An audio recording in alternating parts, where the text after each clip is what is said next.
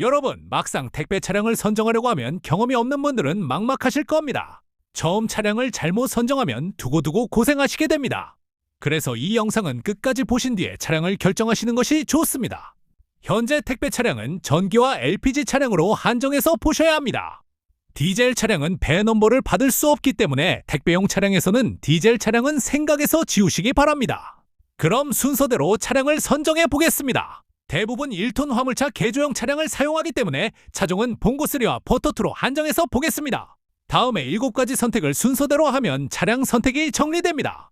1번 전기와 LPG, 2번 봉고냐 포터냐, 3번 내장탑, 윙바디 냉장탑, 냉동탑, 4번 저상탑, 정탑, 하이탑, 상승탑, 5번 뒷문 여닫이도 셔터도, 6번 옆문 여닫이 슬라이딩 미닫이도, 7번 옵션들이 있습니다. 먼저 전기차로 할 것인지 LPG 차량으로 할 것인지 선택합니다. 1톤 전기차의 장점입니다. 가장 큰 장점은 집화장이나 아파트 단지 내에서 시동을 계속 켜놓을 수 있다는 점입니다. 매연과 소음이 거의 없기 때문에 민원이 발생하지 않습니다. 또 운행비 절감 효과가 있고 도심에서 정차와 출발을 반복하는 배송 환경에 유리합니다. 소음과 진동이 적어 기사 피로도가 줄어드는 것도 장점입니다. 다음은 1톤 전기차의 단점입니다. 초기 구입비가 LPG 차량보다 조금 비쌉니다. 또 충전에 30분에서 1시간 정도의 시간이 필요합니다. 그리고 주행거리가 다소 짧아 실사용 기준 약 200km 전후입니다. 다음은 1톤 LPG 차량의 장점입니다. 차량 가격이 전기차보다 낮습니다. 연료 보충 시간이 빠르고 장거리 운행이 가능합니다. 다만 충전소가 근거리에 있어야 합니다. 1톤 LPG 차량의 단점입니다. 소음과 진동이 다소 있습니다. 연료비 부담이 있고 시동을 계속 켜놓고 작업하기는 어렵습니다. 정리하면 도심권이나 아파트 단지 배송은 전기차가 유리하고 시골 지역이나 약간의 장거리 운행이 필요한 경우에는 LPG 차량이 적합합니다. 다음은 두 번째입니다. 봉고냐 포터냐입니다. 이쪽 계통에서 가장 일반적인 고정관념이 하나 있습니다. 봉고는 튼튼하고 포터는 편하다입니다. 포터는 운전석이 낮기 때문에 타고 내리는 빈도수가 높은 택배차의 경우 포터가 조금 더 유리합니다. 실제로 봉고와 포터의 운전석 높이 차이는 약 2cm 정도이며 봉고가 조금 더 높습니다. 다만 체감상 느끼는 차이일 수도 있습니다. 외관과 프레임을 제외한 대부분의 시스템은 봉고와 포터가 공용입니다. 실주행 느낌은 포터가 조금 더 부드럽고 봉고는 조금 더 하드한 느낌이 있습니다. 고속주행에서는 하드한 차량이 조금 더 안정적입니다. 승차감은 개인차가 있지만 체중이 70kg 이상인 경우에는 봉고가 더 편하다고 느끼는 경우도 있습니다. 부드러운 차량은 체중이 높은 경우 멀미 현상이 나타나는 경우도 있기 때문입니다. 세 번째입니다. 내장탑, 윙바디, 냉장탑, 냉동탑입니다. 신선식품 배송 차량은 냉장이나 냉동 차량을 사용해야 합니다. 지게차를 사용하여 상하차를 하는 경우에는 윙바디를 사용합니다. 그리고 나머지 대부분의 택배 차량은 내장탑차를 사용합니다.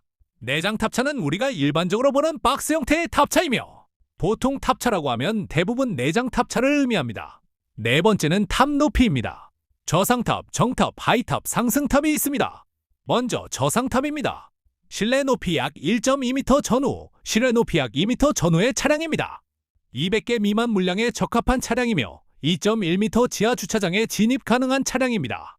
다만 차량에 올라가서 물건을 정리하는 작업은 다소 힘들기 때문에 차량 탑승이 빈번하지 않은 분들에게 적합합니다. 그래서 저상탑 차량은 측면 미닫이 도어가 거의 필수입니다. 소량의 물량을 2에서 3에 나누어 배송하는 경우에 적합합니다. 다음은 정탑입니다. 실내 높이 약 1.6m 전후, 실외 높이 약 2.5m 전후입니다. 2.6m 지하 주차장 진입이 가능하며 가장 보편적으로 많이 사용하는 차량입니다. 다만 차량 내부에서 서서 작업하기에는 실내 높이가 다소 낮아 고개를 숙여야 합니다. 다음은 하이탑입니다. 실내 높이 약 1.8m 전후, 실외 높이 약 2.7m 전후입니다. 지하 주차장은 사실상 진입하지 않는다고 보시면 됩니다.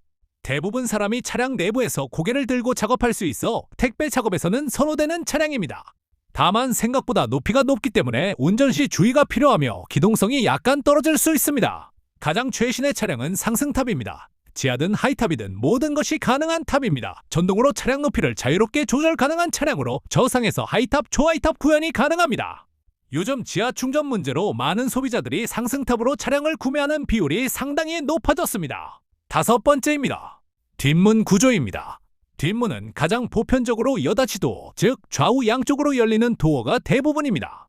최근에는 뒤쪽 셔터 도어도 출시되고 있습니다. 여닫이 도어는 한마디로 구조가 단순하고 고장이 거의 없으며 내구성이 좋습니다.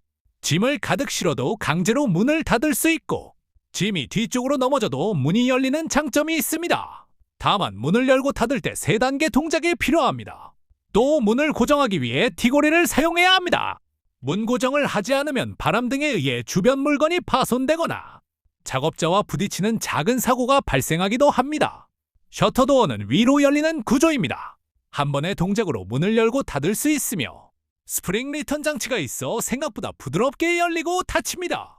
문을 일부만 열어둔 상태로 주행도 가능합니다. 다만 짐이 차량 뒤까지 가득 실리거나 짐이 넘어져 셔터를 밀고 있는 경우에는 문을 여는 것이 다소 불편할 수 있습니다. 그리고 여닫이 도어보다 내구성이 조금 떨어질 수 있습니다. 6번째는 옆문입니다. 여닫이 도어, 슬라이딩 도어, 미닫이 도어가 있습니다. 가장 일반적인 구조는 조수석 앞쪽에서 앞으로 당겨 여는 여닫이 도어입니다. 좁은 공간에서 불편하다는 이유로 일부 차량에서는 슬라이딩 도어가 사용됩니다. 여닫이 도어와 작동 방식은 비슷하지만 옆으로 미끄러지듯 열리는 구조입니다. 지금은 슬라이딩 도어가 가장 보편적인 방식입니다. 미닫이 도어는 가정집에서 흔히 보는 옆으로 미는 도어입니다.